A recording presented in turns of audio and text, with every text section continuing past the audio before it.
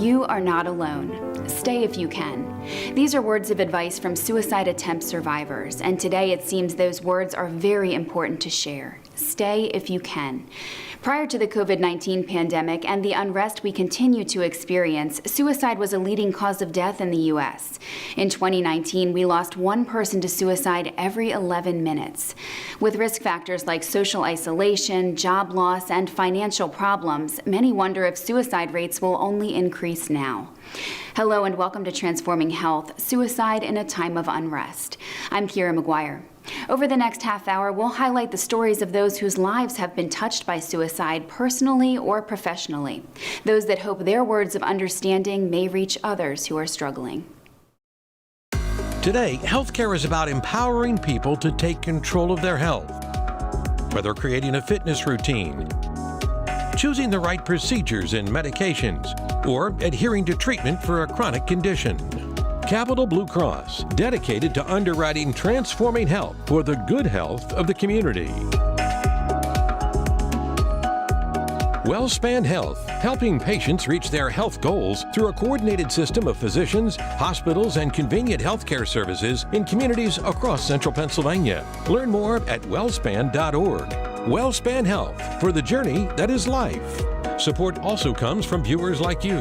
Thank you.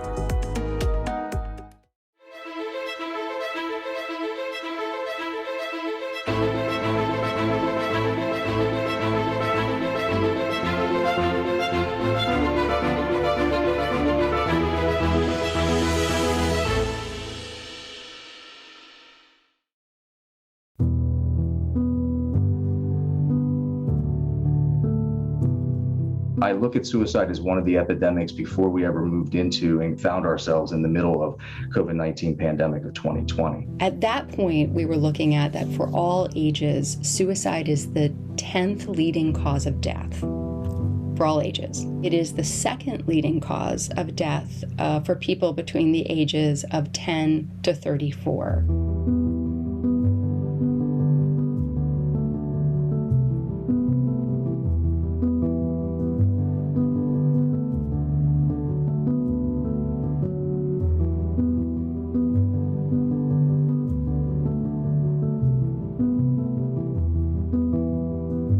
So even before the pandemic, this is something that was really important. We'll probably not really get a sense of 2020 for maybe about another year or so. What we do know also is that depression rates, anxiety rates increased throughout 2020 during the pandemic. Anxiety rates tripled through the summer of 2020, and depression rates had quadrupled during that time. Consistent with rises in anxiety, rises in depression rates, there could very well be an increase in suicide deaths.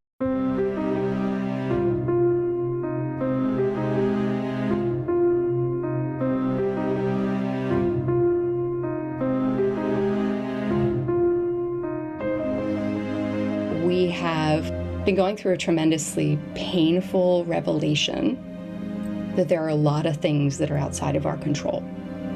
We've gone through a painful revelation that the only thing that we can really rely on is that things are always changing, regardless of our desire for them to actually be stable and consistent, which in some ways, I don't know where we got that idea, because nothing in the world is stable or consistent. Loss of life is just one of many things. So we had loss of jobs, loss of housing and food security.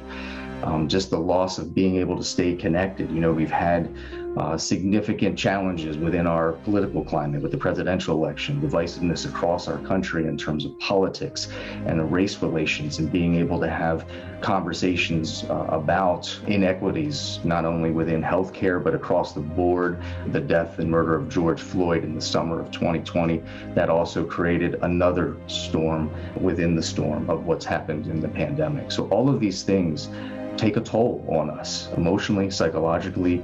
It would be to be expected that this would weigh uniquely to the individual and how we experience, but it's also collectively. This has been at times very challenging and also at times traumatic.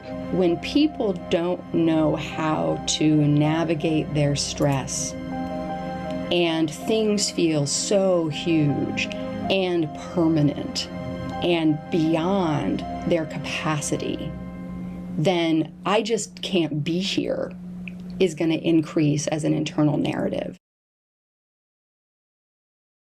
My name is Desiree Stage, and I am a suicide attempt survivor and a suicide loss survivor. The first time I experienced suicidal thoughts was when I was 14. The transition between middle school and high school, puberty, I think, hit me hard. The lack of sleep. I started failing class. I started questioning my sexuality. There was a lot of stuff going on at home that was really hard. And I felt really lonely. I didn't have the coping skills to work through all of those things at one time, and I got overwhelmed, and I started thinking about dying. The first time I lost a friend to suicide was when I was 15, and that really scared me because I think because I had already been feeling those things, and I'd never lost someone before, not like that. And ultimately, I did attempt suicide for the first time when I was 17. A couple months after I went away to college, 9/11 happened. And that was, my first experience out in the world as an adult. So there was grief there, a lot of fear.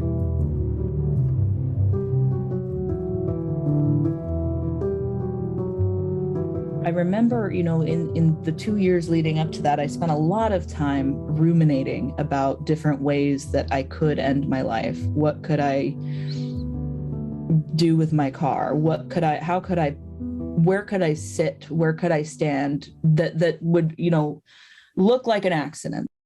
And so, then I was taken to the hospital in an ambulance. I still have my discharge papers. And so it said at the very bottom of the second page in really like 6-point font, it said follow up in 24 hours. And the number it gave me was 000000000. So even if I had felt like, this is working out really well for me, I really want the help that I'm being provided here, I would have had nowhere to go the next day. I was lucky that I had people ready to catch me. That suicide attempt kind of led me down a path toward photography, toward coping through art. How could I use my camera? How could I use the skills that I learned to help in the suicide prevention field? And that's what led me to Live Through This. And Live Through This is a series of portraits and true stories of suicide attempt survivors across the country. I've been working on it for 11 years.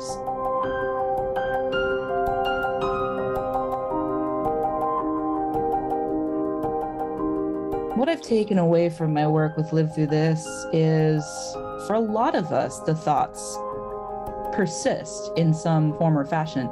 I have chronic suicidal thoughts. The wind could blow the wrong way and I'll think, well, it'd be better if I wasn't here. And that is something that over time got more manageable as I realized that it wasn't really dangerous to me. And as I learned how to cope with it and not give it space, I never thought I would attempt suicide again. I really thought that I had gotten to a place where I had done so much work on my coping skills, so much work on what happened and what I could do to get through it and da-da-da-da. So when the pandemic hit, about a month into it, my grandfather died. And my grandfather is, for all intents and purposes, my father. And losing him has been one of my greatest fears for more than half of my life. And it happened. And I did not handle it well. And, grief is the boss. You are not the boss of grief. So it was pandemic, which is scary, but I was, dealing with it. I found the good things in it. Then this loss, then the protests. And in Philly, it got a little scary, not the protests themselves, but the responses to them. I mean, all night long from like 9 p.m. to 3 or 4 a.m. for 2 or 3 weeks, you would hear like explosions consistently every couple of minutes. Having 2 toddlers at home for 6 months with no breaks, not being able to go on dates, just everything. And by January or February, I felt like I hit just such a fatigue point that everything began to feel like more than I could bear. Like I was just, this stack of plates was just bigger and bigger. And every day it was like something new. And I was just so angry. I was angry at everything. I wasn't sleeping, I wasn't eating, and it just resulted in a crisis that lasted for 6 weeks. It was awful, but I have no idea how many times I attempted it. At least 4. Between May and June. It's really hard to see the other side of this. You know, we've got the Delta variant, we've got the Lambda variant. We're masking again or not, or you never know how to feel, because it's like, should I be masking? Other people aren't masking. Am I mad at them? Am I frustrated at the masking? Am I scared? I don't even know what's going on anymore. Hi, I'm Megan Neidert. I am a multiple suicide attempt survivor, and for the past, I'd say 36 years, have lived with thoughts of suicide and self-harm. Ironically enough, at the time when I was 16 and kind of all these feelings popped up, there wasn't really any particular trigger for that. I had excelled at school. I was on the basketball and volleyball teams at my high school and was doing very well in those. It was just kind of like a wave of depression hit me and just hopelessness. And I think the only way I can describe it is despair.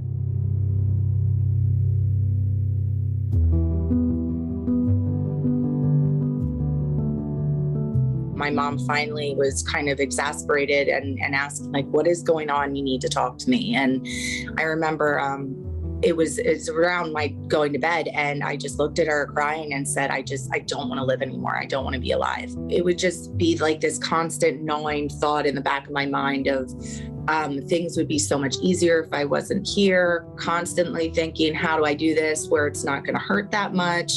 How can I do it where my parents, my family doesn't feel that it was their fault or I let them down?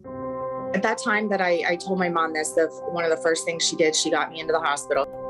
The first therapist I saw, he was more labeling me as a lazy teenager, a moody female teenager. Everything, in a sense, snowballed from there to where I really struggled the rest of my high school career, unfortunately. The thought was always there, and it was just this, it just would not go away. And it just kind of took everything out of me. It took everything I had to get through the days and to not think about it. I think for me, the first word that comes to mind is terrifying, because you know that that's not a normal thought to have. So there's fear, there's kind of like that self-judgment of what's wrong with me. Why can't I get through this? Why am I thinking like this? And then there's the thoughts of, well, if I weren't here, these would go away. I would say at least 10. If not more. It's sad. It's hard to keep track of how many times. And I think some of them were intentional. Some of them were less intentional, of using drugs and alcohol, using that to cope. So self-medicating with things that at the time, but don't know that it can kill you. It was a matter of not caring. But many times, just kind of fighting the urge to drive off the road. So for the next few years, I look at my life, I was just kind of floundering through, had unhealthy, abusive domestic relationships. I had my son at 22. I'm sad to say, even after I had my son, I really struggled a lot. Not having that correct diagnosis, it can really do damage because you don't know what to do. And at this point, I kind of had given up on therapy. I was using drugs. So the medications, if I was taking the medications, they weren't working. So it was just struggling.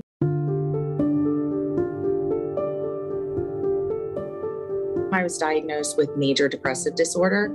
And then over time, it kind of transitioned to bipolar 1, then bipolar 2, throw in a PTSD diagnosis that is correct. I have anxiety disorder, panic disorder. And then about the age of 30, I received a diagnosis of borderline personality disorder, which I never in my life had heard of. I was at an out-of-county hospital, and the therapist was just kind of, it was it was a very weird kind of kismet moment where she was only filling in. And she asked me if I'd ever heard of it, and I had not. She ran through all of the traits or symptoms, rather. And I started crying because for the first time, everything that I had been through in my life kind of made sense. And from that moment on, it was kind of like, okay, how do I address this, and what can I do? And we found out that, unfortunately, what we had been doing, or what doctors had been doing for me throughout the 15 or so years that I had been in and out of facilities and doctors and therapies, medication wasn't the goal treatment for that diagnosis. And I've kind of learned through therapy that it's not who I am, it's a part of me. So I don't say I am borderline, I say I have borderline. I was working at a healthcare facility when the pandemic hit. There was a lot of fear involved in that. My anxiety hit a point where it hadn't been in a very long time. I stopped watching the news. Because they had that ticker at the top where daily numbers. And for me, that was it was too much, because if I would have let that creep in, I really would have never left my house. I would have been unemployed. I would have lost my home, because at that point I was able to get my own home. So I had a mortgage. It wasn't just rent. So it was, I didn't really have the option to do what I wanted to do. What I wanted to do was quit my job, stay inside, not go anywhere, to a point, just because I was so fearful. When some of my panic attack symptoms came back, a couple suicidal thoughts might have flown in. And then even kind of more recently, in the past month or so, as it started to get worse again, as I sometimes get discouraged by how we as a nation are kind of handling it, and how we're just kind of arguing back and forth. And it's just, I think it's a scary time we're in right now.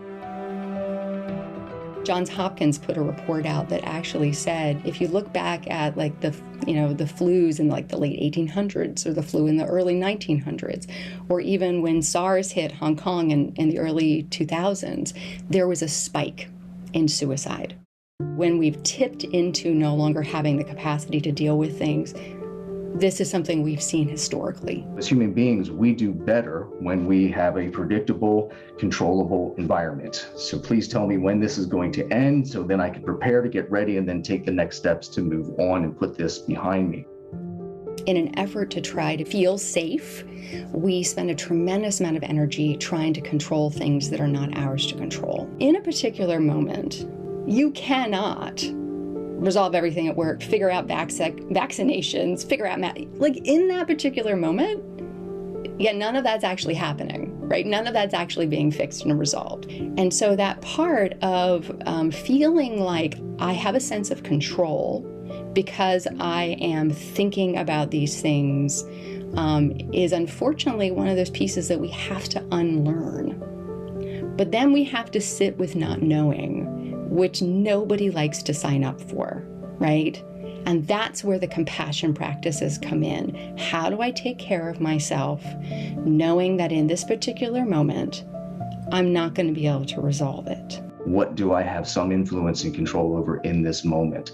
It gives me time to just pause, to be present right here in this moment. Sometimes it's very stressful, depending on what is happening in one's life.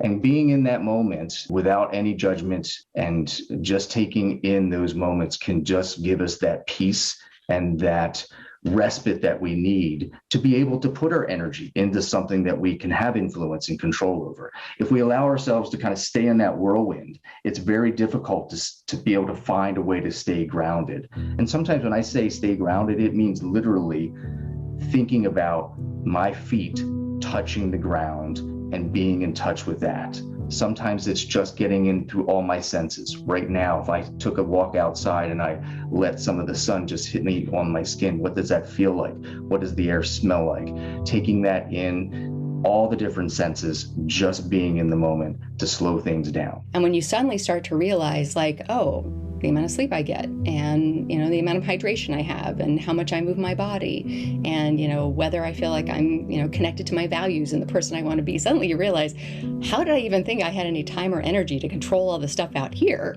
when there's actually so much that I need to pay attention to for myself? Life often speeds up, sometimes even without us wanting it to. So it's like, oh my gosh, can someone just slow this down a little bit? I liken it sometimes to the treadmill, where sometimes someone gets on the treadmill and someone increases the speed to an all-out speed, and you're like, wait, I didn't even get a chance to warm up yet. And then it continues, and it continues, and it continues, and you feel like, oh my gosh, how do I slow this thing down? Taking care of ourselves so that we are more thoughtful, responsive, more open-minded, more willing to negotiate, more willing to hear other people's perspectives, rather than just being reactive, is actually a radical act of responsibility to the people around us. So it's far from selfish. In fact, I think that what is more selfish is not taking care of ourselves, so that we are just spilling out our reactivity on everybody else around us, and, you know, getting ourselves into situations that cause us more pain and cause more pain with the people around us. 2021 has been the worst year of my life, followed closely by 2020. I went to Utah and I was hospitalized for a month, sort of voluntarily. It wasn't my favorite idea, but I did it because I knew I needed help. And I came back and I'm working really hard, doing lots of therapy, giving myself a lot of space in a way that I never had before, saying no to a lot of things, and just really making, like, just making as much space as I can for myself and my kids and my wife. I'm okay. It's the first week of school again, so I'm feeling a little stressed, but I'm trying really hard to not feel that way. And my wife and I are just doing a lot of, okay, what do you need right now? All right, I'll do that. What do you need right now? Okay. Just a lot of shuffling, because we're both like really back at it. And it's feeling better, but I don't want to get too cocky about it. I'm still kind of afraid that the ground could crumble beneath me, but it's, I think we're making progress. I think things are feeling better, a little bit. I had a therapist once tell me, Megan, there's a very real chance that you could have these thoughts for the rest of your life. It's just a matter of how you are going to get through them. A suicidal thought will creep in if things get really tough and really stressful. But as quick as it comes in, I'm able to kind of push it back out and know that that is not an option for me anymore. And I also identify as that's part of my illness, but it's not who I am or what I have to do anymore. It's not perfect. Nothing ever is, but it is pretty amazing. I kind of, every once in a while, I get scared that the rug will be pulled beneath my feet. If somebody's talking about wanting to commit suicide, this may seem a little weird, but that's actually a good sign. I mean, I say to clients of mine, if you're going to kill yourself and you want to kill yourself, you're not going to tell me about it.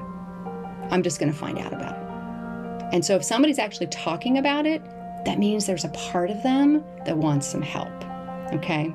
So if we can understand and see that as a little bit of a hope, rather than suddenly like, how can we, freak out and get them into, clamp down on them, then we can actually have a much more compassionate and helpful response to them. I often say, we all can think of a time when we've been struggling and all of a sudden everyone's got all this advice to give us, and it feels incredibly invalidating, even sometimes a little insulting, right?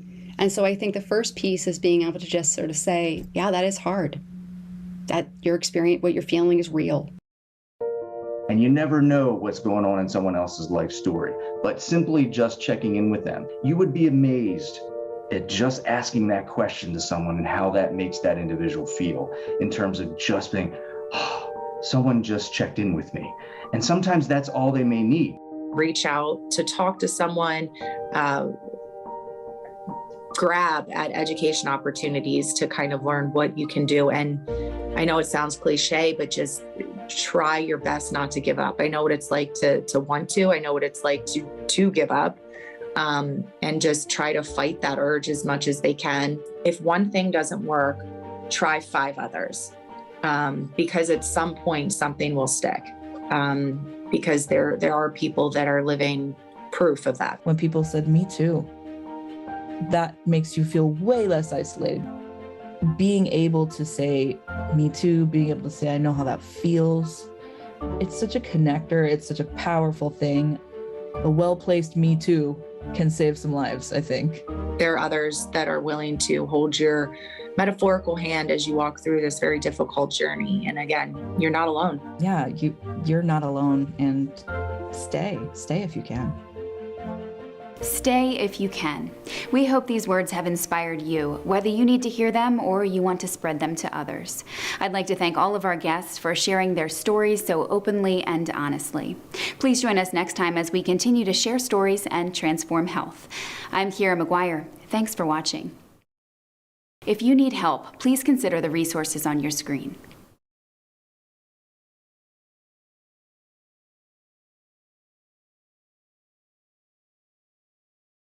Today, healthcare is about empowering people to take control of their health. Whether creating a fitness routine, choosing the right procedures and medications, or adhering to treatment for a chronic condition. Capital Blue Cross, dedicated to underwriting transforming health for the good health of the community.